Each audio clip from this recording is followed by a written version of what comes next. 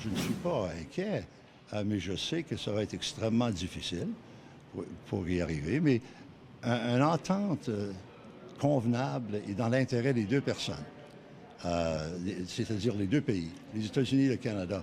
Et si c'est dans un intérêt commun, donc nous allons trouver un document qui reflète ce sentiment. Bon, le pas inquiet, mais ça va être extrêmement difficile. Qu'est-ce que ça veut dire, ça?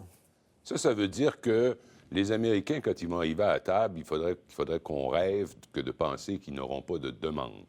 Et il y en a des grosses demandes qu'on pourrait voir arriver, qui, dans l'ensemble de l'ALENA, ne paraissent pas si grandes, mais qui, pour les intérêts canadiens, peuvent être cruciales. La gestion de l'offre.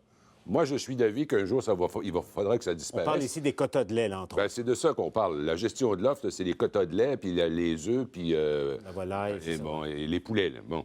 Alors, ça, les Américains, ça fait depuis le début des négociations avec le Canada dans les années 80 qu'ils veulent voir ça tomber. Et là, je pense qu'il va y avoir une partie de bras de fer qui va impliquer la gestion de l'offre. Et ça, évidemment, ça va soulever énormément d'inquiétudes chez les agriculteurs. Mais par ailleurs, dites-vous la chose suivante. La ferme familiale qu'on aime décrire et tout ça, elle n'existe plus beaucoup. Non, laisse-moi finir, Bernard. Attention, de plus en plus, les producteurs de lait... Le fils de Victor ne pourra pas laisser penser ça, là, je suis sûr de ça. Non, je sais que Bernard a des attaches particulières, que je lui envie d'ailleurs. Ça doit être formidable d'avoir vécu sur une ferme comme ça.